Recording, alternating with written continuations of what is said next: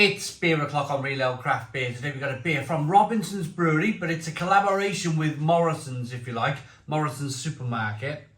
It's a Morrisons kind of own brand ale. This is Unicorn Copper Ale, 4.3% ABV, £1.80 a bottle. There's the bottle cap. Brown bottle, 500ml.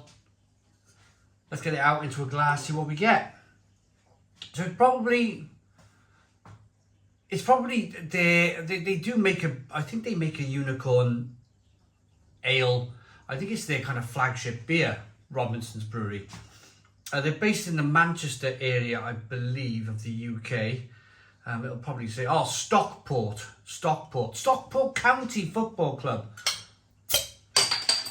They just beat Wrexham recently to promotion out of the National League.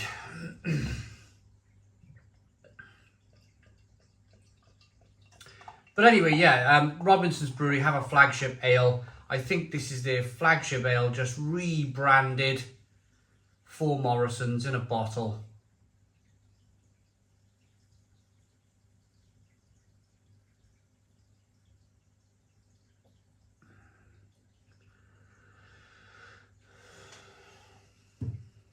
We got a 1 to 2 finger white head, good levels of carbonation in the glass. It's a copper coloured ale.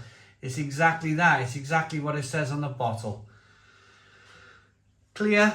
There's no sediment in there whatsoever. It's not a bottle conditioned beer. Let's get the aroma.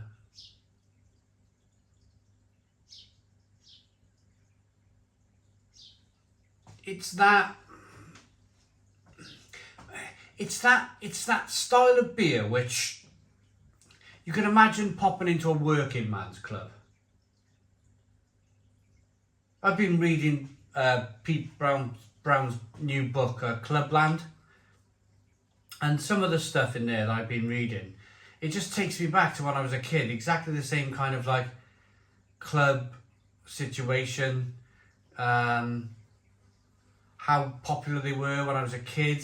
You know, there would always be a party, there'd always be things going on in the club. And then you see the club this day and age in 2022, and it's an absolute crying shame of what it kind of was in those former years, probably in the 1970s when they were peaking.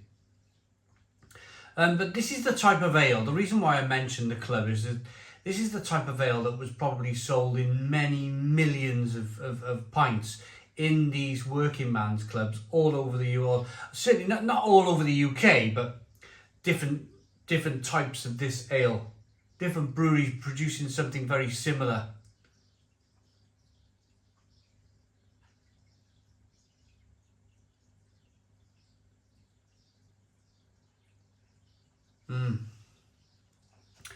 Biscuit malt, breadiness, hoppiness.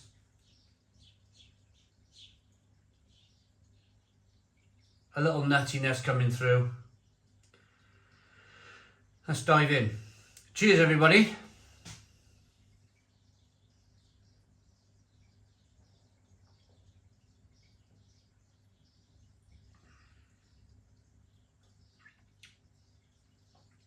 So,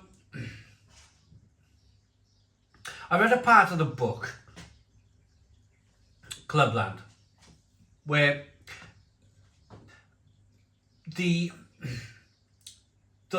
anybody new to a club, if they went into a club on an afternoon, they would see a man pouring literally maybe 50, 60 pints, laying them all out on the bar.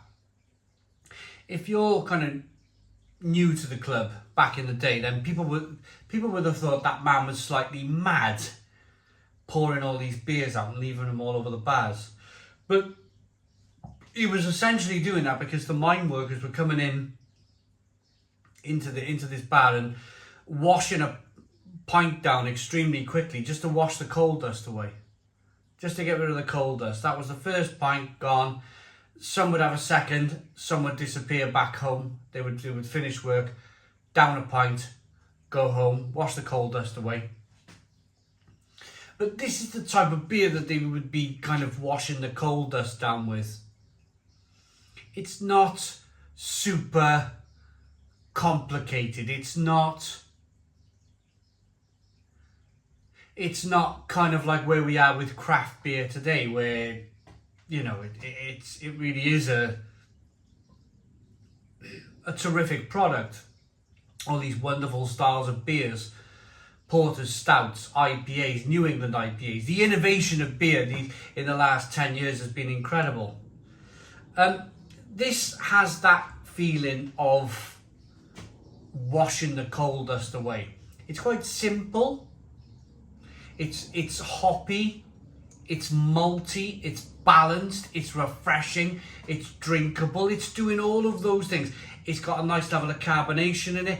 It's doing all of those things that anybody in heavy industry, not just miners, we had steelworks in Cardiff, we were exporting coal here from Barry Docks. My grandfather will always tell a story of he was cutting up trains for Dye Woodham, cutting up steam trains on the Barry Dock scrapyard railway place. And when he finished work, he used to ride his bike to the local Liberal Democrats, he'd call it the Libs, on Thompson Street there in Barry, and he'd park his bike up and he would go into this club, and he said he would drink 2 pints, especially in the summertime, without, like, I don't know, like 10 minutes. 10 minutes, 2 pints would be gone. And he'd jump on his bike, ride up the hill. That was a way of life. That was a way of life. And that was a way of life all over the country. This is the type of beer that they'd be drinking. That light, 4.3% ABV, easy drinking, refreshing, nutty, biscuity, hoppy, inviting, balanced beer.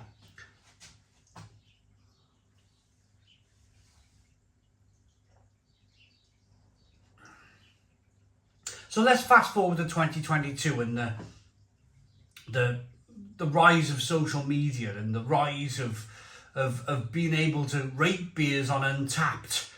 And in America they'd be rating beers on Rate Beer, and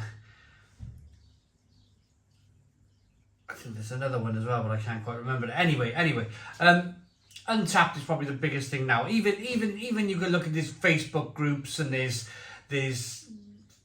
YouTubers, of course, myself included, lots of different YouTubers reviewing beer now. If you asked a handful of YouTubers to review this beer, I don't think it would get the greatest of marks. It wouldn't be like up there with your Deas and your Verdants and your Cloudwaters and that sort of thing. It's a very different beer. It's a very different beer from like where it probably started, in that kind of working man's club, designed to be drunk quickly, where it still exists today. And you have the likes of me kind of opening it, pouring it, showing it to the camera, describing the flavours. You've got people on Untapped that are able to give a 1 to 5 star rating. I'm pretty sure that this probably hasn't any more than a 3-star rating on Untapped. But it just shows the world we're living in now. It shows the world where the world where we are at the moment is that we're able to be critical. We're able to kind of say we like that, we don't like that. And we're living in this massive age of information where you could probably see if you're going to like this beer or not just by looking at a phone app before you even buy it.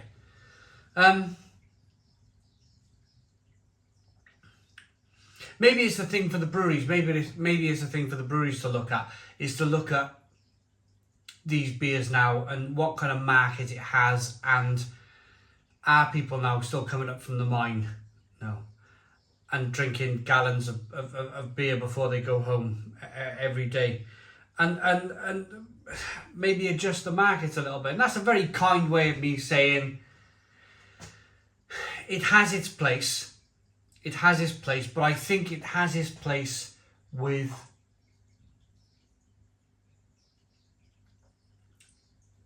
a smaller and smaller demographic of people. A smaller and smaller amount of people will be drinking this style of beer.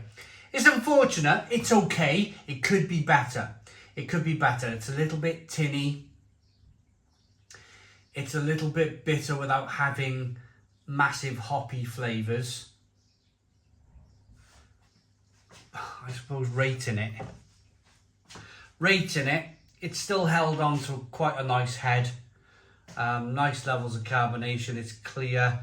It needs to lose its tinniness a little bit.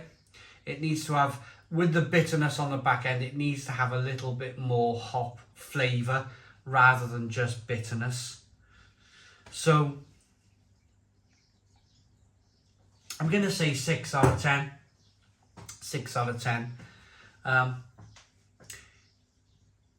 Needs work, I suppose. Needs work. Needs, you know, if you're going to compete with some of these great breweries all over the UK now, producing great stuff, if you want that 5-star on Untapped, then you got to be doing different beer than this. And I think that's a very fair review. That's a very fair reflection of the beer, without me standing here ranting and raving like I used to do. I'm trying to be a little bit more diplomatic with it. Although, if you catch me in the right mood, I do like a rant every now and again. 6 out of 10. Please put your comments in the comments box. Subscribe to our daily beer and food reviews. Give us a big fat thumbs up. Boom. Cheers.